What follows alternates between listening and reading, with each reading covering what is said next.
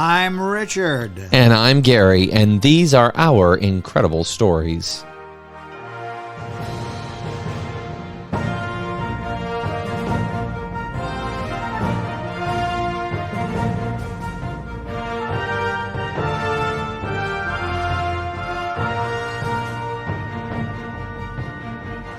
Hello and welcome back to all of our visitors from around the world and across the United States. We are so happy to have you back with us again for some more incredible stories. If this is your first time listening to the show, shame on you. You should have been listening a lot sooner because we got so many great stories. But that's okay, folks. No need to panic. If you go and click on the library of episodes, you'll find all of our great stories and probably ones you never thought you would ever find on the internet or in a podcast or whatever. But guess what? It doesn't stop there because guess what? Today, for showing up, we have a special episode just for you, and it's completely and utterly free. So put away your wallets, go into the kitchen, grab some snacks, cozy up because guess what? What are we going to be talking about today, Dad? Oh, it's going to be a humdinger of a story. And Gary, I just want to say that once again, we're at that special time of the year. It is the end of the year, 2023, and we're looking forward to a brand new year, 2024. But this marks our final episode of Richard and Gary's Incredible Stories. We've had this podcast now for a few years, and we've got a gazillion episodes archived, and it's time to move on to new and different projects. And so we're going to have to say that while this is our last one, all of our stories throughout the years can still be enjoyed on whatever platform you happen to be listening to us on. Absolutely, absolutely. So, I know some of you just pulled out your Kleenex and handkerchiefs. Don't be sad. I'm sure that there'll be more, and that doesn't mean that we don't have other ideas in the hopper. Yeah, we're still out there. We're still there. And again, you'll still be able to listen to your favorite episodes right here anytime you want to. Yeah, there's the Buford Pusser episodes that are very popular. There's the haunted stories that are very popular. The Alvin Schwartz stories that are very popular. The interviews with the musical groups like Peter, Paul, and Mary, and oh my gosh, it goes on and on and on and on and on. And then forever and ever. Vicki Myron, the lady who rescued Dewey, the library cat, she came on and told about her special story. True that. And we've had folks from Hollywood tell their special stories. And I tell you what, they're interesting, and if you haven't heard them, I recommend you kind of scroll through what we have in our archive and find something you'll enjoy, because I know there's something there you'll enjoy. And I want to say thank you to each and every listener in 60 different countries around the world. We've seen you check in from your particular country, and we are happy to have you listening to us no matter where you are in this world. And I think we're covering all 50 states now, too, aren't we, Gary? Oh, I believe we are. I'm not looking at it currently, but I believe you are right. And you were talking about the Buford Pusser story. I mean, we have a YouTube channel where all of the episodes get posted as well, because some people like to, I didn't realize this, but a lot of people do go to YouTube to listen to their podcasts. Yes, they do. And so even though we've had quite a few listeners through our regular site, we've had a lot more on YouTube. Yep. So a good example here, our Buford Pusser stuff. Let's see, we have the Final Crash. The Fatal Crash. Fatal Crash, yeah. And then, what were the names of the other ones? Gosh, Gary, I kind of even forget now. That's been a while back. The Ambush, maybe. We have a lot of listens on some of these. A lot of listens. Yeah. Maybe even more than what we have through our regular podcasting station. So wherever you're listening to us, thank you again. we sure have enjoyed having you a part of our family every Friday evening, or whatever evening or day of the week that you get a chance to find us and listen to us. Now, we were talking a little bit, Gary, about some new and different projects, and one of the things that is coming in the future, it's already here, but I think it's going to be even a bigger splash in the future, is artificial intelligence, or AI. You want to talk a little bit about that? Because this is where you're starting to dabble. Mm-hmm. And real quick, I found the numbers for one of the ones I was looking for. Okay. So the Buford Pusser story, The Ambush, has over 8,000 listens on YouTube. Wow. So that's just a little side note. But 8,000, and that's just one episode. Right, and we don't have that many on our Podbean. but we do have that on YouTube, so it just goes to show. Yeah. Anyway, but yeah, going back to what we're talking about, the AI. In the last few months, AI has exploded into the digital realm in a way it never did before. And it's in artwork, it's in writing, it's everywhere. It's in the medical field, it's in jobs that previously, you would have never thought that you would have a program running something like that. And it's becoming so lifelike. It's almost scary. I was watching a thing with, I think it was either Google or with Apple. I'm pretty sure it was Google. It was Google, the Google Assistant. And what they did was they used an AI assistant to call a hair salon and schedule a haircut. And the voice of the AI was unbelievably human in the way that it responded, how it spoke. It did not sound like your stereotypical computer voice talking. It sounded like a human talking. And the person on the other line did not know that they weren't talking to an AI voice. It was unbelievable. Oh, yeah. Yeah.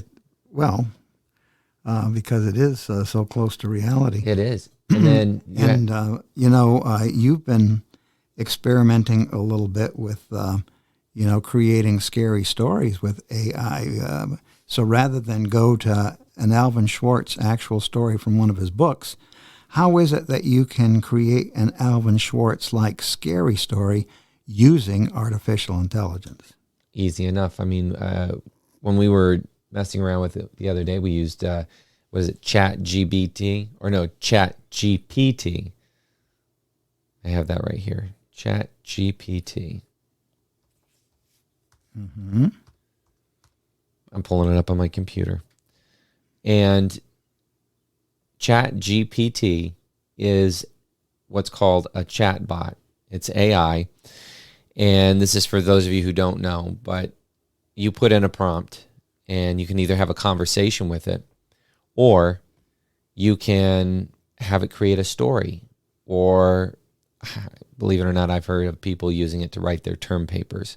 Talk about cheating. That's intellectual dishonesty. Talk about cheating. Here's where AI can be misused. Right. There's so many ways that it can be misused. A few years ago, they had the deep fakes where they used an AI program and it would go through and it would find celebrity faces and you could put it on anybody's body.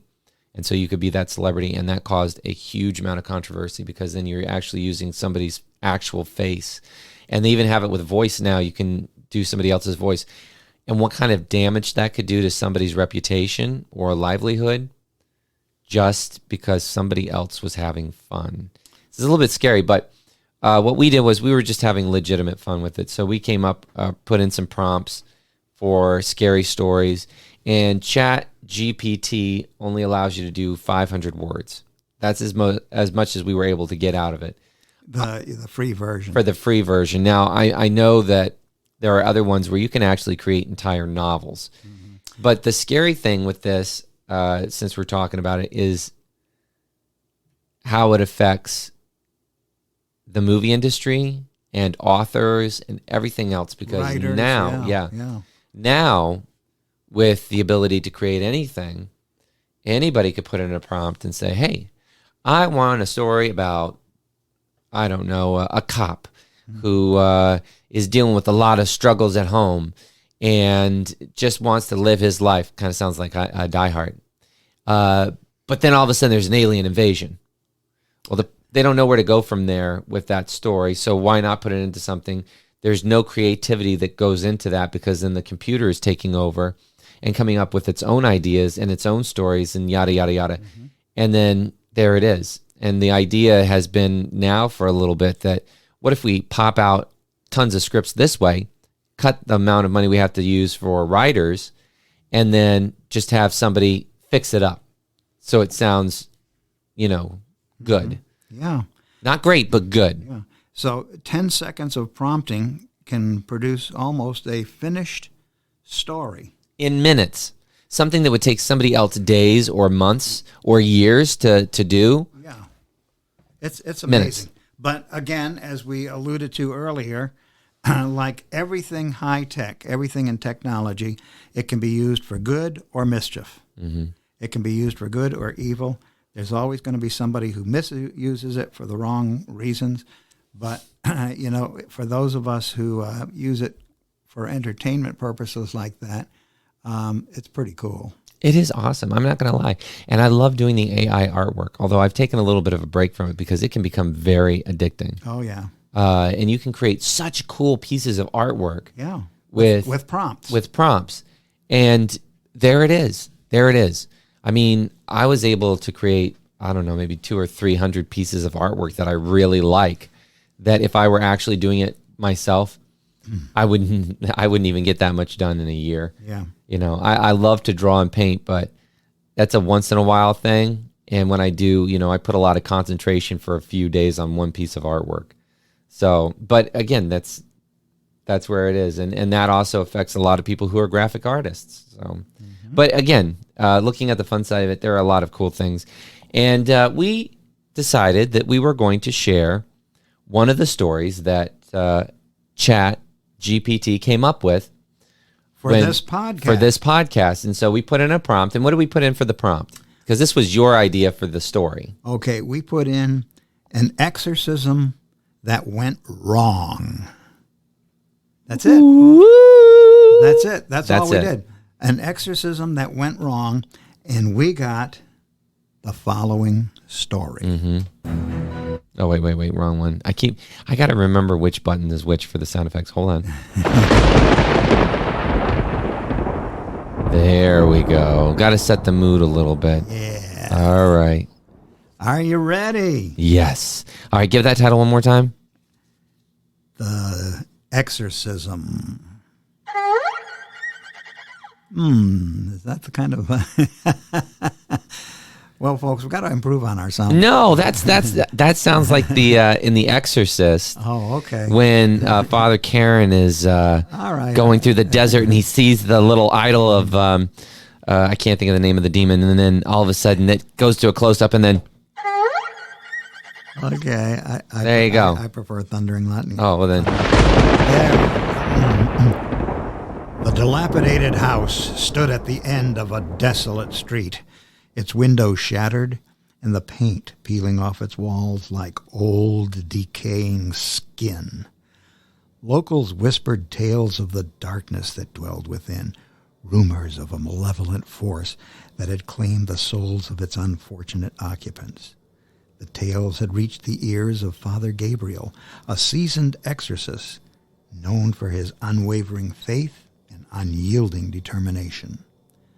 Father Gabriel had seen the depths of evil and had spent his life battling the demons that plagued mankind. When he received the call about the haunted house, he saw it as an opportunity to once again prove his worth and cleanse the dwelling of its unholy presence. Armed with his crucifix, holy water, and ancient rituals, he ventured into the house, his heart filled with both trepidation and conviction.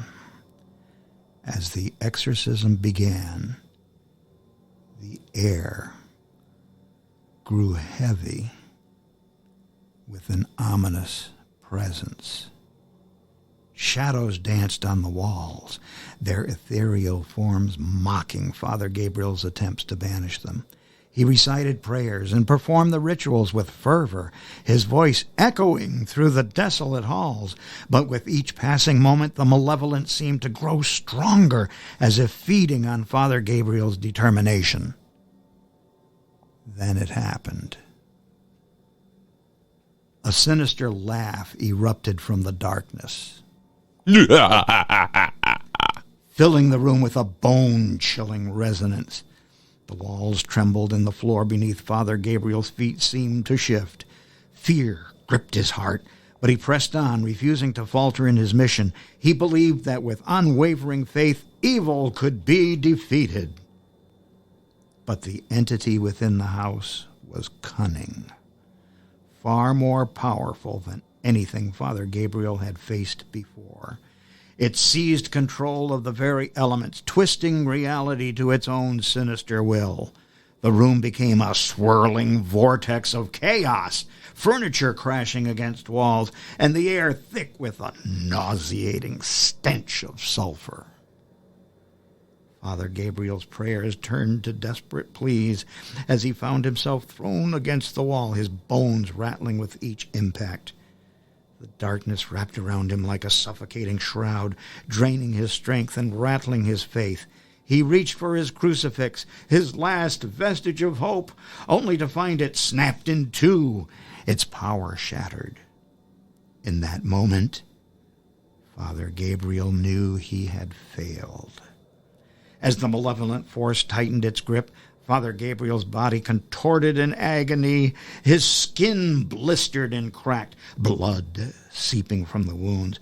The demonic laughter grew louder, drowning out his cries for mercy. It reveled in its victory, relishing in the agony of the fallen exorcist. Outside the house, onlookers gathered, drawn by the commotion and the unholy aura emanating from within. They watched in horror as the house groaned, its walls pulsating with dark energy. And then, in a blinding flash of light, the house collapsed upon itself, consuming Father Gabriel and the evil that had possessed it. The exorcism had gone horribly wrong, and the darkness had claimed another victim.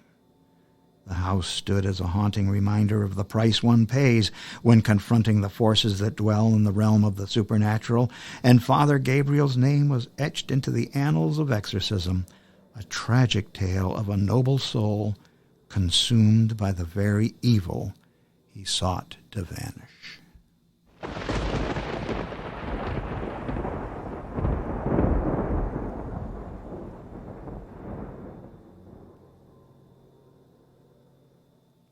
Ooh.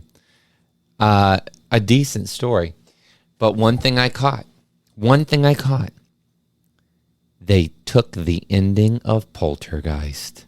Oh. Because that's exactly what happens to the house at the end of Poltergeist. It starts to collapse in on itself. There's a burst of light, and then it's sucked into a who knows where other realm, and then it's disappeared. But nobody was inside of the house when that happened. It was just the spirits and whatnot. So the computer, searches out all the different things and it does. Comes up with bits and pieces from published stuff. Mm-hmm. But there you go, folks. Isn't that incredible? That was completely created by the computer with one small prompt, an exorcism that went horribly wrong. Isn't that wild? Yeah. What a story. Isn't that crazy? That is artificial intelligence. That is AI. And Gary, you're going to be probably involved with more of that in the future. Oh, of course I will. I was just thinking to myself, the possibilities for this are endless.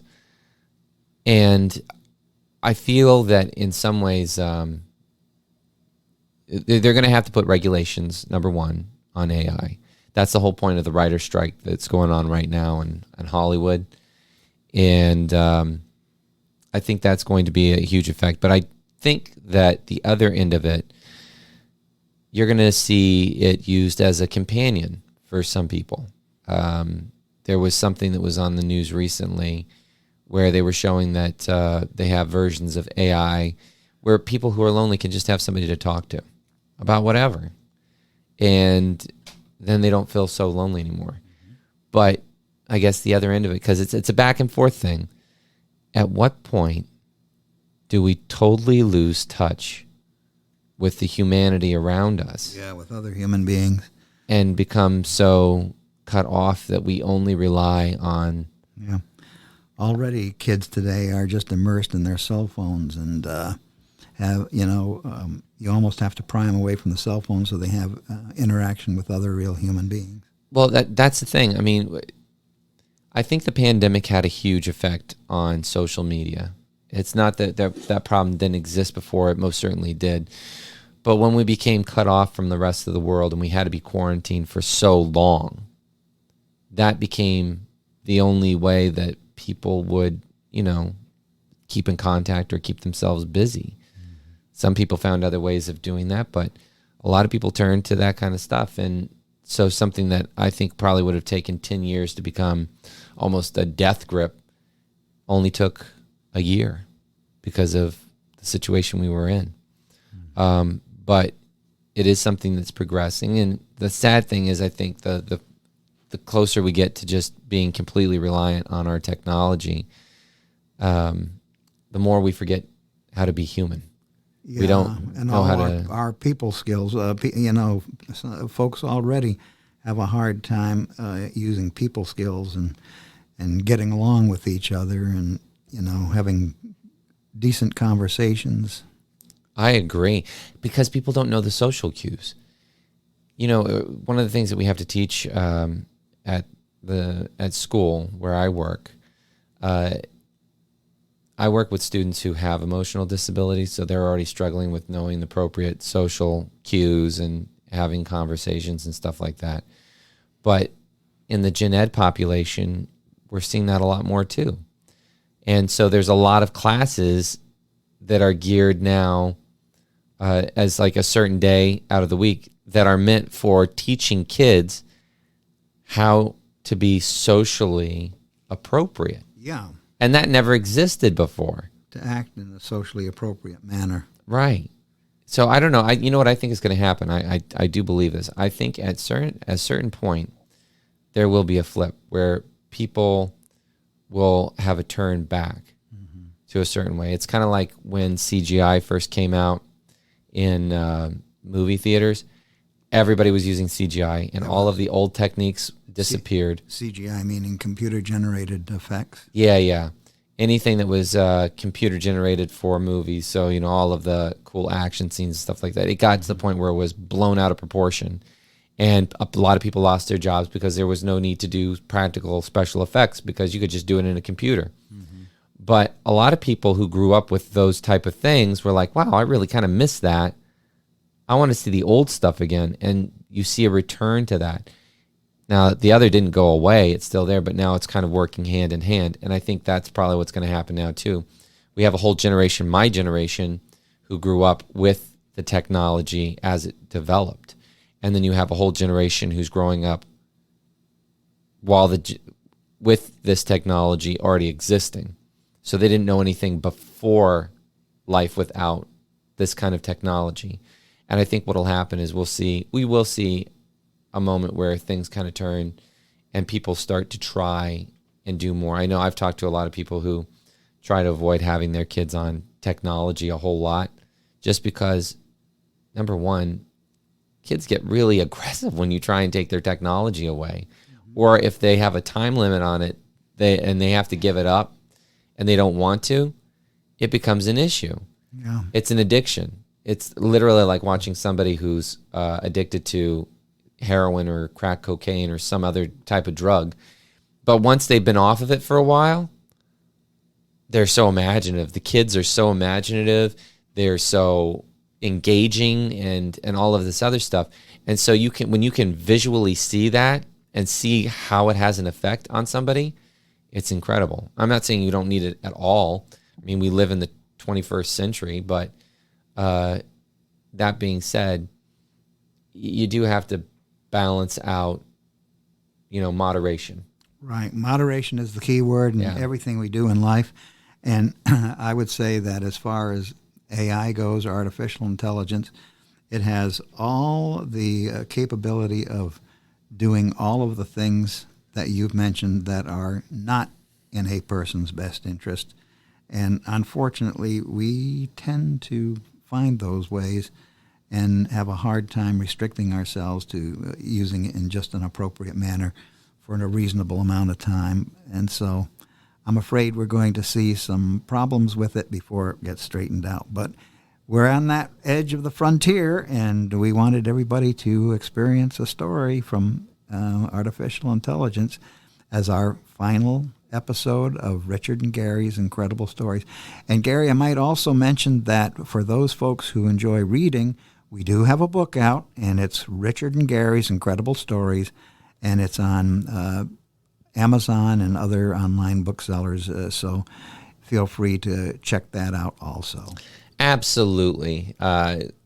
If you're really interested in reading a little bit more from some of the stories that we presented, that book has a lot more details that maybe we didn't cover in the show. So it's definitely worth a read, definitely worth checking out, and just some cool stories. It's not all of our stories, but it's definitely some of the more interesting stories that we have. Yeah, from our first season. From our first season. So give it a look-see.